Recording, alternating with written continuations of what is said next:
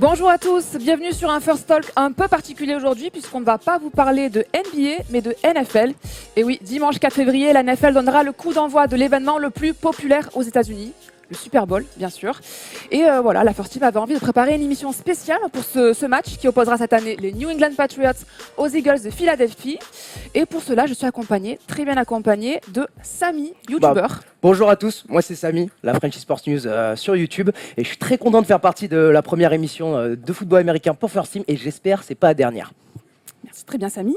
Et je suis accompagné également d'un invité de marque, Paul Durand, le quarterback de l'équipe de France de football américain.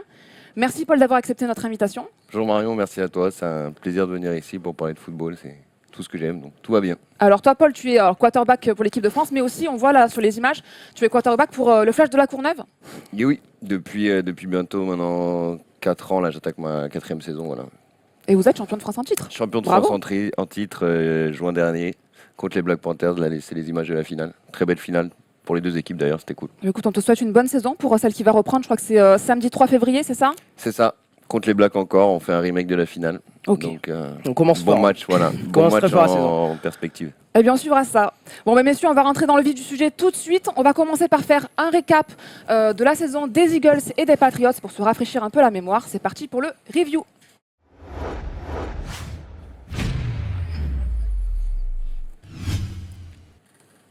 Alors, Samy, on va commencer avec toi. On va parler des Eagles de Philadelphie qui, pour le coup, ont été très surprenants cette année. D'accord, c'est à mon tour.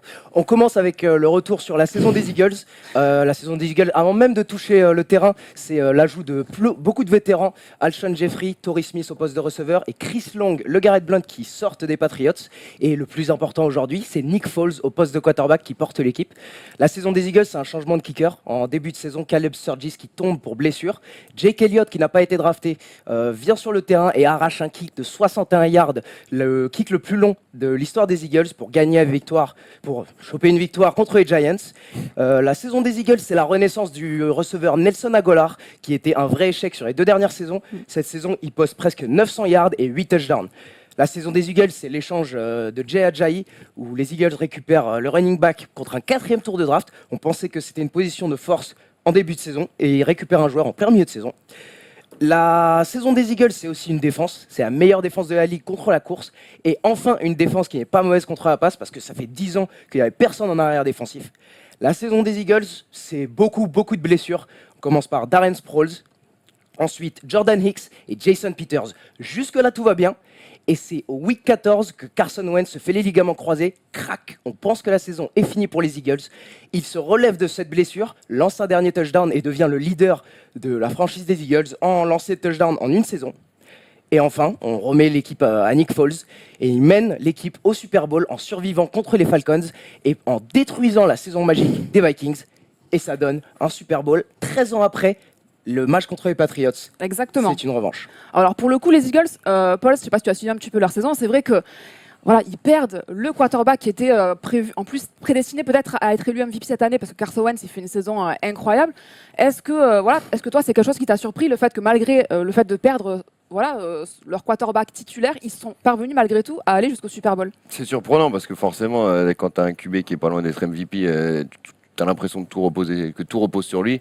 Maintenant, ils avaient une telle attaque, une telle O-line, vraiment une attaque qui roule bien. Voilà, Nick Foles, c'est pas non plus le premier quarterback qui arrive. Il a déjà montré des choses. Et là, il s'en est super bien sorti. Je pense que voilà, il y a un gros job des coachs, mais voilà, ça s'est vraiment bien passé pour lui. Et ça marche pas tout le temps comme ça, donc vraiment Non, c'est clair. cool pour eux. Bon, pour le coup, les Eagles, qui nous ont vachement surpris. On a été un peu moins surpris par les Patriots, pour le coup, qui étaient encore favoris pour aller jusqu'au Super Bowl. Et pourtant, la saison avait mal débuté pour eux. On se rappelle de la blessure de Julian Edelman, le go-to-guy, le receveur favori de Brady, qui est blessé en pré-saison. Là, on se dit, ça va être compliqué. Et effectivement, ça démarre très mal pour eux, puisqu'ils se font laminer par les Chiefs à domicile, 42-27 de mémoire. Grosse défaite pour les Patriots, assez incroyable. Et au final, sur septembre, ils se retrouvent avec un bilan de 2 victoires et 2 défaites. Donc ça, c'est assez incroyable. On commence à se poser des questions. Et puis surtout, leur défense, ils prennent 32 points par match. Quand tu prends 32 points par match, Paul, c'est beaucoup quand même, non? Ah ouais, là tu commences à te dire, t'allais voir les potes de la défense en leur disant s'il vous plaît, là, faites un effort. Ce que j'aime bien dire dans les équipes où on joue, c'est à partir du moment où vous prenez moins de 21 points, l'attaque doit gagner. Bon, 34, ça commence à être un peu tendu. Là. Voilà, bon, faut croire que Tom Brady il a dû gueuler un peu parce qu'après sur octobre-novembre, 8 victoires consécutives pour les Patriots, ça va beaucoup mieux. Et là, effectivement, sur cette période, ils ont rectifié le tir en défense, 12 points en moyenne par match, ça va mieux. Et puis j'ai envie de dire, comme d'habitude, les Patriots roulent. Un bilan de 13 victoires pour 3 défaites finalement à la fin de la saison régulière. Ils sont premiers de la conférence américaine. Hein. Et puis en playoff, voilà, ça s'est bien passé. Je ne sais pas si tu as vu le match contre les Titans, Samy. C'était des playoffs, on aurait presque dit facile pour eux. On n'attendait pas à avoir les Titans et les Jaguars face à eux. Mais bon, on se retrouve avec un beau match au moins contre les Titans, contre les Jaguars. Oui, parce que les Titans, bon, les Titans, ils sont fait un peu écrasés. Mais par contre, les Jaguars, effectivement, on s'est dit, ouais, ils peuvent toujours les bousculer. Pendant 3/4 temps, les Pats sont menés. Bon, comme d'habitude, les Patriots, à la fin, ils gagnent, quoi. C'est toujours pareil. Voilà. Bon, maintenant, on va rentrer un petit peu plus dans le focus, un petit peu de ce match. On va commencer par les clés du match.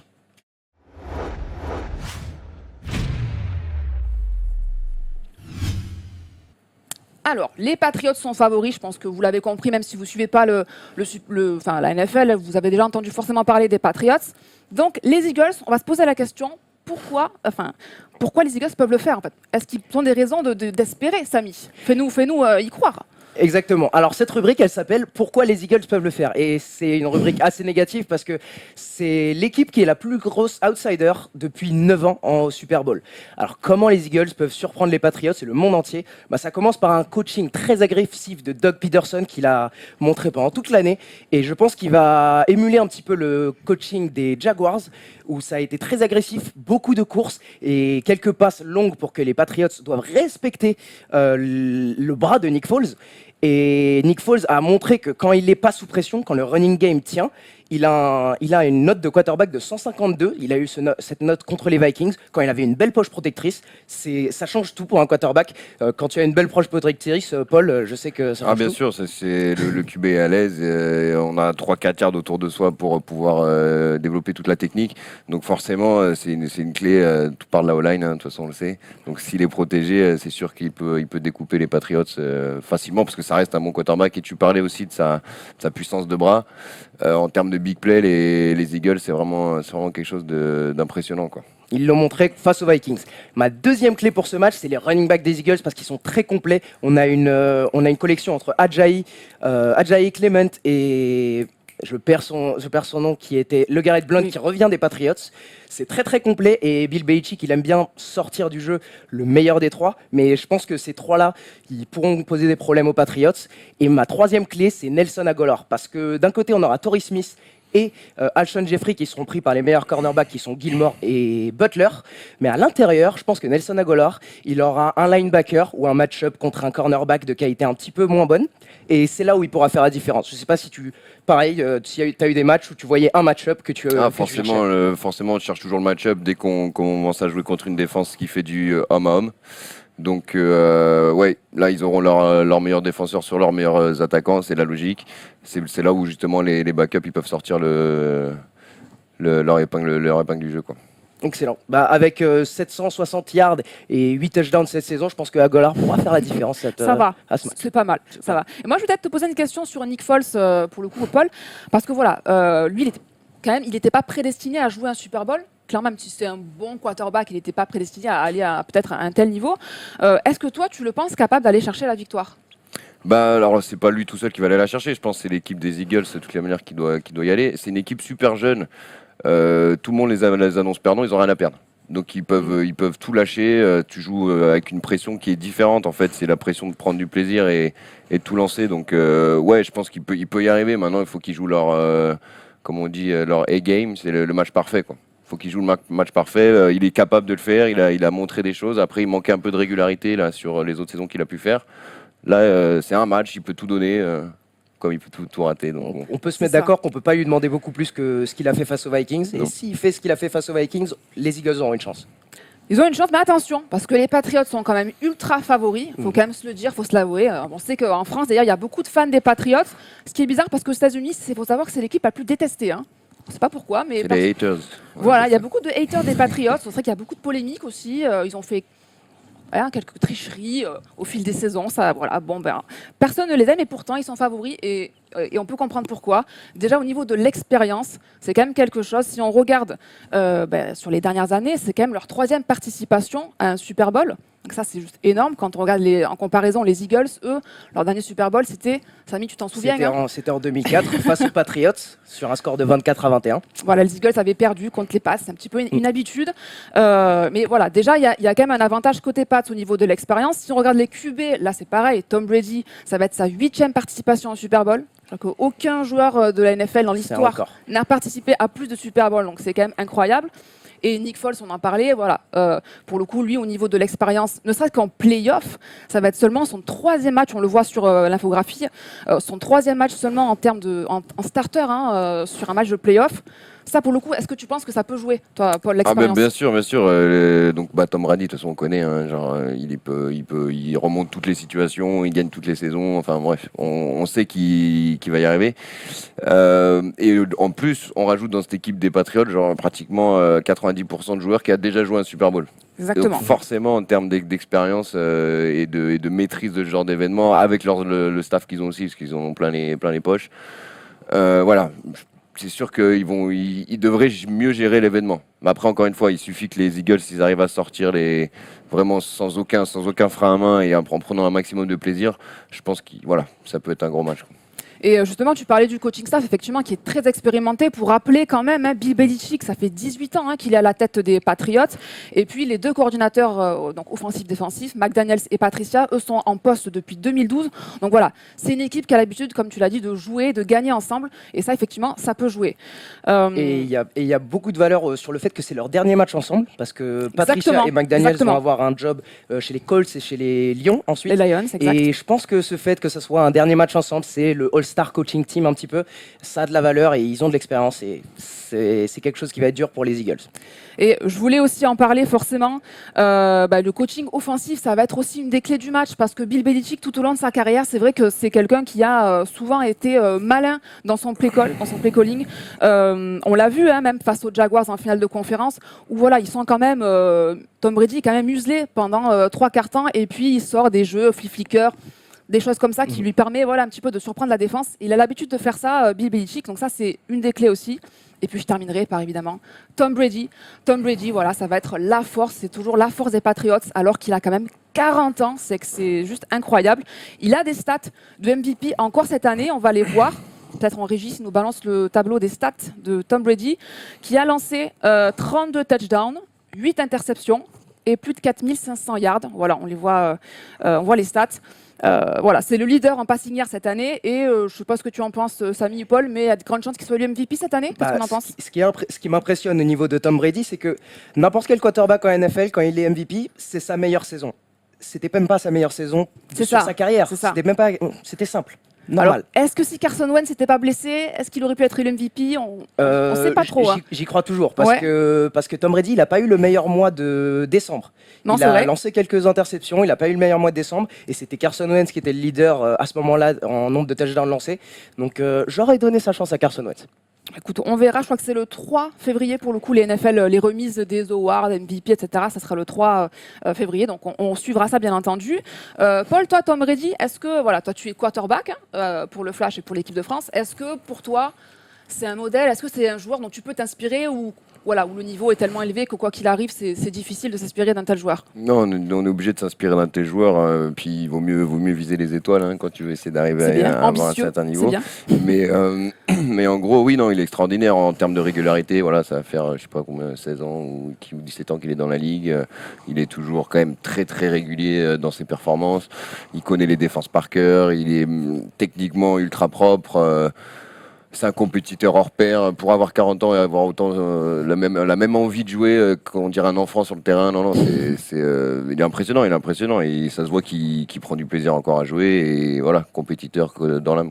Et justement, on va observer Tom Brady un peu plus dans les détails, puisqu'on va maintenant s'intéresser un petit peu aux oppositions qu'on va pouvoir observer lors de ce Super Bowl. C'est parti pour les match-ups.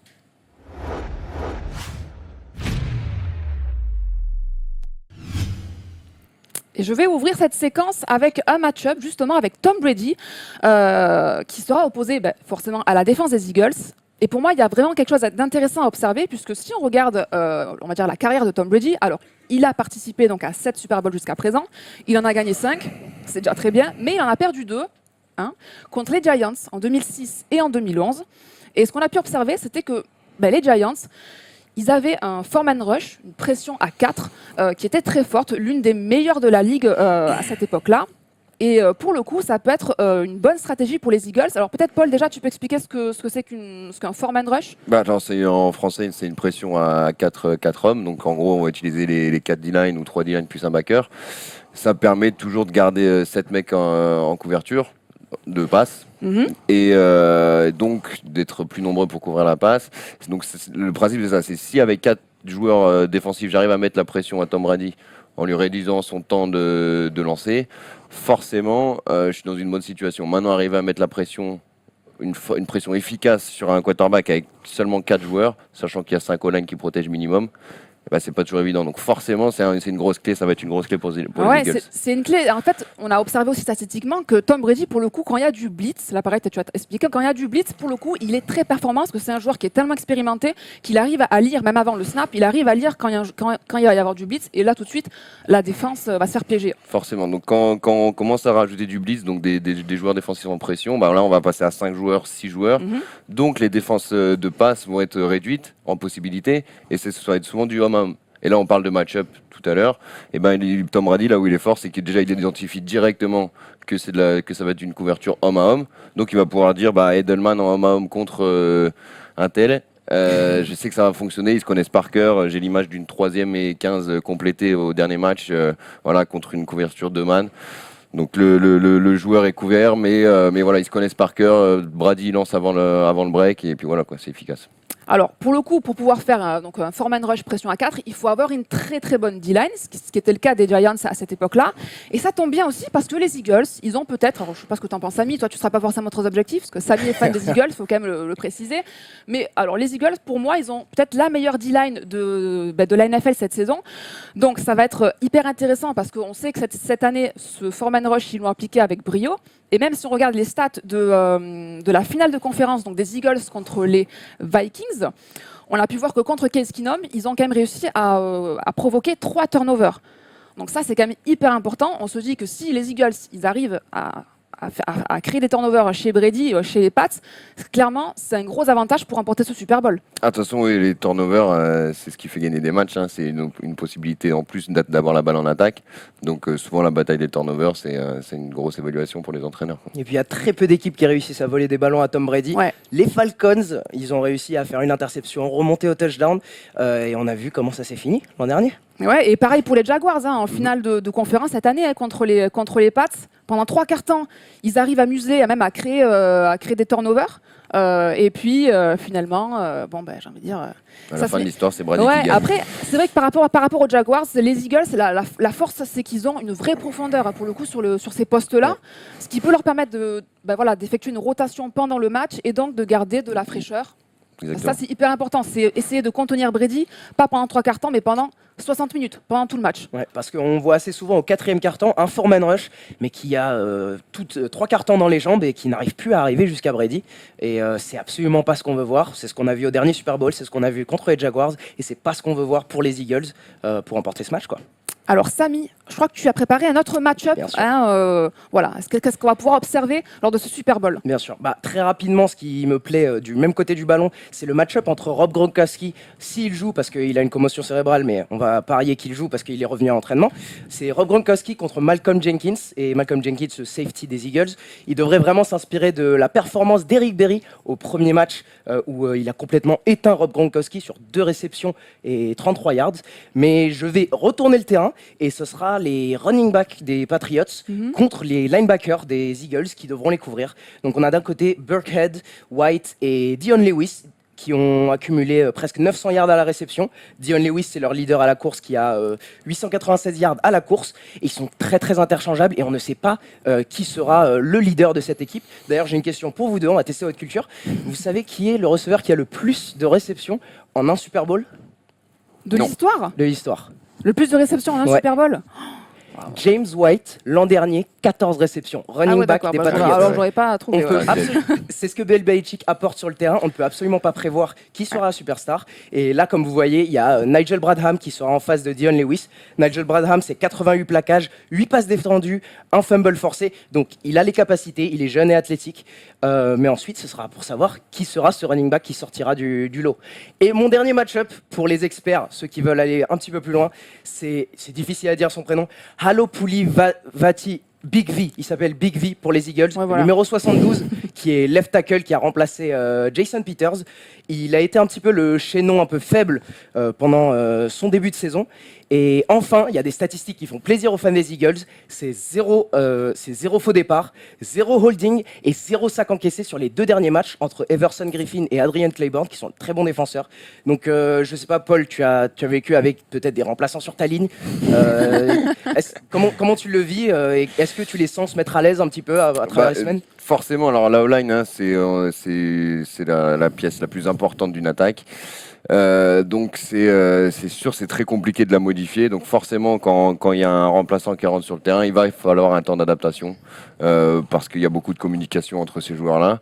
Maintenant, voilà, on est derrière nos joueurs quoi qu'il arrive et on a confiance en nos coéquipiers, que tu sois titulaire ou remplaçant. Tu peux balancer des noms, Paul. Non, il n'y a pas de nom. On ne crée pas des problèmes ici. J'ai que des super O-line de toutes les manières. Il faut dire la vérité aux internautes Marion, qui tu nous veux regardent. créer des problèmes. C'est méga sûr. Je voulais revenir vite fait sur les running backs des Patriots qui catchent beaucoup de ballons. C'est lié aussi au foreman rush. Car en gros, il y en a 5 au line, donc on n'a pas besoin d'un running back pour être en protection en plus, puisqu'il n'y a que 4 mecs en pression. Donc il se retrouve sur les concepts de passe. Et Tom Brady, c'est un expert dans la lecture des défenses et dans la lecture de ses progressions. Il se retrouve souvent à finir à lancer la balle à son running back, qui est souvent seul au final. Donc c'est là où il est aussi très fort, Tom Brady. Merci Paul pour cette remarque très intéressante. Vous voyez, on a des vrais experts à la First Team qui s'y connaissent hyper bien en NFL et en foot US. Je crois qu'on a tout vu. Peut-être que toi, Paul, tu avais un petit match-up ou en plus à nous proposer. Toi, qu'est-ce que tu as envie d'observer lors de ce Super Bowl? D'abord, j'ai envie de voir l'attaque des Eagles dès le premier quart-temps, voir un peu dans quel état d'esprit ils sont. Est-ce que Nick Foles va réussir à compléter ses ballons comme il a pu le faire là, sur les 2-3 derniers matchs. Ils ont leurs fameux RPOs, donc qui sont des run pass options. Ça fait partie du jeu des Eagles. Comment les Patriots vont défendre ça, ça va être vachement intéressant de voir ça. Donc c'est vraiment moi le combat entre Bill Belichick et Doug Peterson qui va être vraiment intéressant à regarder en termes tactiques. Écoute, très bien. Samy, je crois qu'on a prévu une petite séquence... On part sur mes réseaux sociaux. Réseaux sociaux? On part sur mes réseaux sociaux. Allez, c'est parti. Il y a jingle ou c'est non, parti vas-y, pour moi? tu peux y aller. Tu peux y aller. Si vous... Moi, je m'attendais à un jingle. Non, c'est budget limité, donc on n'a pas fait un jingle pour les réseaux sociaux, désolé. Si vous baladez sur les réseaux sociaux, avant de balancer nos prédictions, vous aurez pu voir un fan des Eagles, ça c'est une perle, après le match contre les Vikings, qui, sous l'excitation, je sais pas si voilà, un fan des Eagles dans le métro, très très fier de son équipe, qui court, bam, il se tape le poteau et il a répété après être sorti de l'hôpital que c'était de la pure passion et qu'il serait prêt à le refaire après une victoire des Eagles au Super Bowl. On enchaîne protocole commotion du coup, on suppose. Non, pas de commotion, c'est l'épaule. On est sur une luxation de l'épaule. Ok, ouf. On part sur une comparaison entre Brady et Nick Foles, si on peut l'avoir, pour montrer que, on sait très bien qui est le meilleur quarterback de tous les temps, c'est Nick Foles, clairement. Il n'a qu'une seule défaite en playoff. Brady, il en a beaucoup plus. Il ne porte pas des hugs comme Tom Brady, et c'est mon dernier point. Moi j'adore les hugs. Non, on ne portera pas des hugs. C'est tout ce que je veux. Okay. On part sur Bill Belichick, qui est un coach qui montre pas beaucoup d'émotions. C'est vrai. Je sais pas si vous avez des coachs très, très émotionnels. Et pour une fois, il a voulu montrer un peu d'émotion. Il a embrassé Matt Patricia pour célébrer son retour au Super Bowl. Et il a regretté tout de suite. Vous pouvez voir son visage en même temps, Matt Patricia, c'est pas lui que tu as envie de prendre dans tes bras, quoi, tu vois, avec sa barbe et son crayon sur l'oreille. Absolument pas. Voilà. On enchaîne sur Rob Gronkowski, mon joueur préféré des Patriots, parce que quand même, je peux aimer un peu les joueurs d'en face, qui sort sur commotion cérébrale, donc on espère qu'il va jouer. Et le trainer lui demande qu'est-ce qu'il a dans sa tête. Son numéro préféré, c'est 69. C'est aussi simple que ça. Ok, très bien. Et on finit... Oui, finit pas sur ça, ouais. Non, on va pas finir là-dessus. On va enchaîner par les réseaux sociaux. On... on va enchaîner sur les réseaux sociaux parce que les joueurs de NBA aussi, ils sont bien entrés dans la vie de la NFL. Et c'est Karl Anthony Towns de Minnesota qui a pris beaucoup de feu de la part de ses fans parce qu'il est supporter des Eagles. Il a supporté les Eagles après leur victoire contre les Vikings. Et si vous cherchez un grand de Los Angeles, est-ce que je peux avoir le tweet de Kobe Bryant, s'il vous plaît? Kobe Bryant qui dit arriver au Super Bowl, c'était pas le goal, c'était pas le but. Il faut finir le travail. Et on a des mots de Kobe Bryant qui ont été pris en vidéo pour les Eagles, parce qu'il vient de Philadelphie. Je vous mets ça tout de suite. Fly, Eagles, fly. On the road to victory. Fight, Eagles, fight. Score a touchdown. 1, 2, 3. Hit them low, hit them high, and watch our Eagles fly. Fly, Eagles, fly. On the road to victory. E-A-G-L-E-S. Eagles. Fly, Eagles, fly, fly, Eagles, fly. Donc, Kobe Bryant qui vient de Philadelphie et on finit avec un dernier, notre préféré qui fait 1m32, Kevin Hart, comédien qui a rempli le terrain des Eagles lors d'un de ses derniers shows et il prévoit un score plutôt serré de 83 à 6. Donc les bookmakers, si vous voulez faire un peu d'argent, vous pariez sur ça. Merci Samy, c'est tout pour les réseaux sociaux. Bah oui, on a tout vu. On va pas aller plus loin. Très bien. Écoutez, je pense qu'on va passer au pronostic. Il va falloir se mouiller un petit peu. Tiens Samy, on commence avec toi. Vous voulez vraiment briser le cœur tout de suite là? Écoutez. Bon, vous savez que je suis fan des Eagles et voilà, avant de me lancer, voilà, les Eagles, ça fait 13 ans qu'ils n'ont pas été au Super Bowl et sur à peu près les 10 derniers Super Bowl, l'équipe qui porte le maillot blanc ont été les gagnants. Et c'est Patriots qui ont choisi le maillot blanc. Donc c'est fini. C'est foutu grave. Alors. Non. En fait, j'ai du mal à me lever le lendemain matin et voir sur internet Nick Foles a battu Tom Brady. J'ai encore du mal à voir ça. Pourtant, Eli Manning, Eli Manning a battu Tom Brady. Mais Eli Manning, ça n'a rien à voir avec Nick Foles. Bon. C'est quand même un frère Manning. Il a beaucoup plus. C'est vrai. Donc je crierai pour les Eagles derrière mon écran, mais je vois un score de 32 à 28 pour les Patriots en fin de match. Ok, très bien. Bon, je vois que la raison a pris la part sur le cœur. Il faut être sérieux à un moment. Ok. Alors Paul, toi, ton pronostic? C'est prono avec score, hein. C'est pas. Non, tu n'es pas obligé. Écoute, je vais quand même mettre les Patriots parce qu'on va miser sur l'expérience. Bon, pas de score. J'ai pas envie de. Les Patriots. Donc toi, tu te mouilles pas, quoi. Les Pats. Je me mouille. C'est un risque. Je vais passer pour un con si c'est pas le cas. Il faut quand même préciser pour ceux qui parient, chez les bookmakers, la cote est à 1,40 pour les Patriots et à 2,50 à peu près 2,50 pour les Eagles. Donc voilà, ils sont quand même assez outsiders, nos amis des Eagles. Ça va être difficile. Et pourtant, moi j'ai envie de parier sur les Eagles. Voilà. Moi je pense qu'ils peuvent le faire. Et puis j'ai surtout envie qu'ils le fassent. J'en ai ras-le-bol que les Patriots gagnent à chaque fois. Franchement, j'en ai marre. Voilà. Donc moi, je mise sur les Eagles. Et puis surtout, j'aimerais bien qu'il y ait une petite question qui se pose en début d'année prochaine. Nick Foles gagne le Super Bowl. Est-ce que tu mets Nick Foles ou Carson Wentz en QB starter l'année prochaine? Ça va être intéressant. C'est difficile. Et je pense que les Eagles, s'ils gagnent le Super Bowl avec Nick Foles, parce qu'ils l'ont encore sous contrat pour 1 an, je crois, je pense qu'ils peuvent se gaver à l'échanger pour une équipe qui recherche un quarterback et qui va sauter sur lui parce qu'il vient de gagner un Super Bowl, c'est l'euphorie. Mais non, je garderai Carson Wentz, mon MVP. Oui, je pense que tu as raison. Bien sûr. Bon, écoutez, je crois que c'est tout pour cette émission. Merci Samy, merci Paul. C'était un plaisir. Merci à vous qui nous avez suivis. N'hésitez pas à nous dire dans les commentaires ce que vous avez pensé de cette émission, si vous kiffez que la First Team parle de NFL, voilà, c'est tout nouveau. Et nous, en tout cas, on a kiffé faire cette vidéo. On se retrouve très vite pour faire le débrief du Super Bowl. Donc la semaine prochaine, on sera là pour vous parler de ce match qui s'annonce hyper excitant. Merci à toute l'équipe de la First Team d'avoir aidé à préparer cette émission. Et je vous dis à très vite. Ciao, ciao!